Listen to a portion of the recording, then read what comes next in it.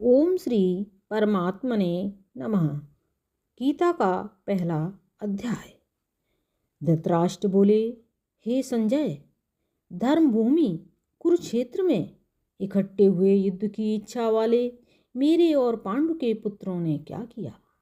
इस पर संजय बोले, उस समय राजा दुर्योधन ने व्यूह रचना युक्त पांडवों की सेना को देखकर और द्रोणाचार्य के पास जाकर यह वचन कहा, हे आचार्य, आपके बुद्धिमान शिष्य द्रुपद पुत्र धृष्टद्युम्न द्वारा व्यूहाकार खड़ी की हुई पांडपुत्रों की इस बड़ी भारी सेना को देखिए। इस सेना में बड़े बड़े धनुषों वाले, युद्ध में भीम और अर्जुन के समान बहुत से शूरवीर हैं, जैसे सात्यकी और विराट तथा महारथी राजा द्रुपद और धृष्टकेतु, चेकितान तथा बलवान काशीराज, पुरजित, कुंतीभोज और मनुष्यों में श्रेष्ठ शैब्य और पराक्रमी युधामन्यु तथा बलवान उत्तमौजा, सुबुद्धा पुत्र अभिमन्यु और द्रौपदी के 5 पुत्र, ये सभी महारथी हैं।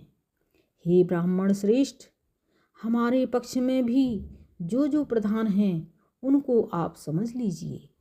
आपके जानने के लिए मेरी सेना के जो सेनापति हैं उनको कहता हूँ।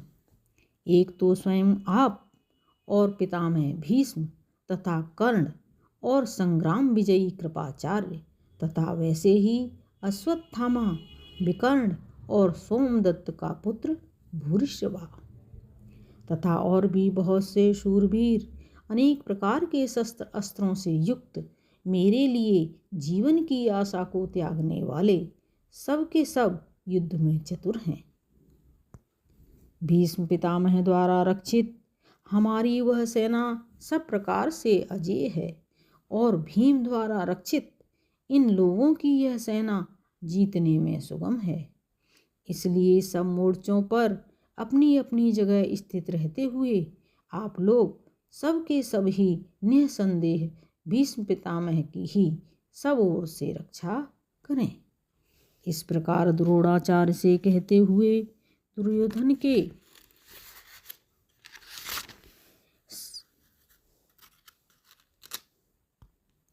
वचनों को सुनकर कौरवों में वृद्ध बड़े प्रतापी पितामह भीष्म ने उस दुर्योधन के हृदय में हर्ष उत्पन्न करते हुए उच्च स्वर से सिंह की नाद के समान गर्ज कर शंख बजाया।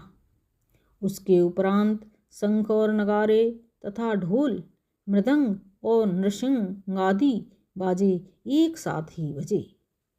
उनका वह शब्द बड़ा भयंकर हुआ। उसके अनंतर सफ़ेद घोड़ों से युक्त उत्तम रथ में बैठे हुए श्री कृष्ण महाराज और अर्जुन ने भी अलौकिक शंख बजाए। उनमें श्री कृष्ण महाराज ने पांचजन्य नामक शंख और अर्जुन ने देवदत्त नामक शंख बजाया। भयानक कर्म वाले भीमसेन ने पौंड्र नामक महाशंख बजाया। कुंती पुत्र राजा युधिष्ठिर ने अनंत विजय नामक शंख और नकुल तथा सहदेव ने सुघोष और मणिपुष्पक नामक शंख बजाए। श्रेष्ठ धनुष वाले काशीराज और महारथी शिखंडी और धृष्टद्युम्न तथा राजा विराट और अजेय सात्यकी तथा राजा द्रुपद और द्रौपदी के 5 पुत्र और बड़ी भुजा वाले सुभद्रा पुत्र अभिमन्यु, इन सब ने हे राजन अलग अलग शंख बजाए। और उस भयानक शब्द ने आकाश और पृथ्वी को भी शब्दायमान करते हुए धृतराष्ट्र पुत्रों के हृदय विदीर्ण कर दिए।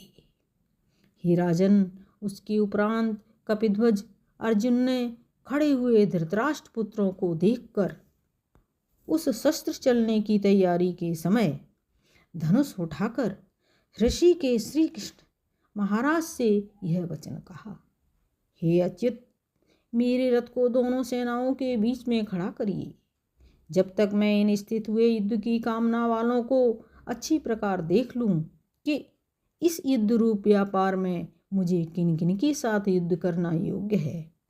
दुर्बुद्धि दुर्योधन का युद्ध में कल्याण चाहने वाले जो ये राजा लोग इस सेना में आए हैं, उन युद्ध करने वालों को मैं देखूंगा। संजय बोले, हे धृतराष्ट्र, अर्जुन द्वारा इस प्रकार कहे हुए महाराज श्री कृष्णचंद्र ने दोनों सेनाओं के बीच में भीष्म और द्रोणाचार्य के सामने और संपूर्ण राजाओं के सामने उत्तम रथ को खड़ा करके ऐसे कहा कि हे पार्थ, इन इकट्ठे हुए कौरवों को देख। उसके उपरांत प्रथापुत्र अर्जुन ने उन दोनों ही सेनाओं में स्थित हुए पिता के भाइयों को, पितामहों को, आचार्यों को, मामों को, भाइयों को, पुत्रों को, पौत्रों को तथा मित्रों को, ससुरों को तथा सुहृदों को भी देखा। इस प्रकार उन खड़े हुए संपूर्ण बंधुओं को देखकर वे अत्यंत करुणा से युक्त हुए। कुंती पुत्र अर्जुन शोक करते हुए यह बोले, हे कृष्ण, इस युद्ध की इच्छा वाले खड़े हुए स्वजन समुदाय को देखकर मेरे अंग शिथिल हुए जाते हैं और मुख भी सूखा जाता है और मेरे शरीर में कंप तथा रोमांच होता है तथा हाथ से गांडीव धनुष गिरता है और त्वचा भी बहुत चलती है तथा मेरा मन भ्रमित सा हो रहा है, इसलिए मैं खड़ा रहने को भी समर्थ नहीं हूँ। हे केशव, लक्षणों को भी विपरीत ही देखता हूँ तथा युद्ध में अपने कुल को मारकर कल्याण भी नहीं देखता। हे कृष्ण, मैं विजय नहीं चाहता और राज्य तथा सुखों को भी नहीं चाहता।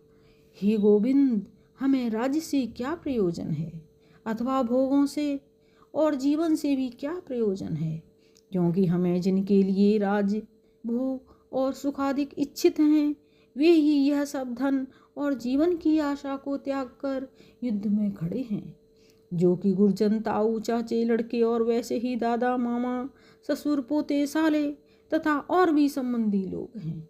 इसलिए हे मधुसूदन, मुझे मारने पर भी अथवा 3 लोक के राज्य के लिए भी मैं इन सबको मारना नहीं चाहता। फिर पृथ्वी के लिए तो कहना ही क्या है। हे जनार्दन, धृतराष्ट्र के पुत्रों को मारकर भी हमें क्या प्रसन्नता होगी। इन आत्ताइयों को मारकर तो हमें पाप ही लगेगा। इससे हे माधव, अपने बांधव धृतराष्ट्र के पुत्रों को मारने के लिए हम योग्य नहीं हैं, क्योंकि अपने कुटुंब को मारकर हम कैसे सुखी होंगे।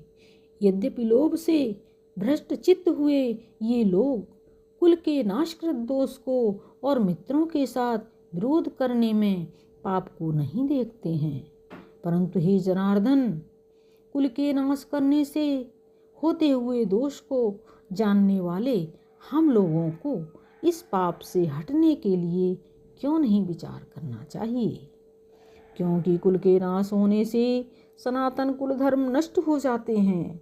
धर्म के नाश होने से संपूर्ण कुल को पाप भी बहुत दबा लेता है तथा हे कृष्ण, पाप के अधिक बढ़ जाने से कुल की स्त्रियां दूषित हो जाती हैं और हे वार्ष्णेय, स्त्रियों के दूषित होने पर वर्ण संकर उत्पन्न होता है और वह वर्ण संकर कुलघातियों को और कुल को नरक में ले जाने के लिए ही होता है। लोप हुई पिंड और जल की क्रिया वाले इनके पितर लोग भी गिर जाते हैं और इन वर्ण संकर कारक दोषों से कुलघातियों के सनातन कुल धर्म और जाति धर्म नष्ट हो जाते हैं तथा हे जनार्दन, नष्ट हुए कुल धर्म वाले मनुष्यों का अनंत काल तक नरक में वास होता है, ऐसा हमने सुना है।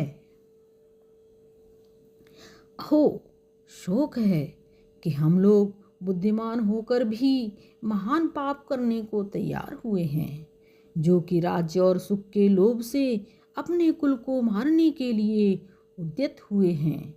यदि मुझ शस्त्र रहित न सामना करने वाले को शस्त्रधारी धृतराष्ट्र के पुत्र रण में मारें तो वह मारना भी मेरे लिए अति कल्याणकारक होगा। संजय बोले, रणभूमि में शोक से उद्विग्न मन वाले अर्जुन इस प्रकार कहकर बाण सहित धनुष को त्याग कर रथ के पिछले भाग में बैठ गए। इति श्रीमद् भगवद गीता रूपी उपनिषद एवं ब्रह्म विद्या तथा योग शास्त्र विषयक श्री कृष्ण और अर्जुन के संवाद में अर्जुन विषाद योग नामक पहला अध्याय। ओम नमो भगवते वासुदेवाय नमः।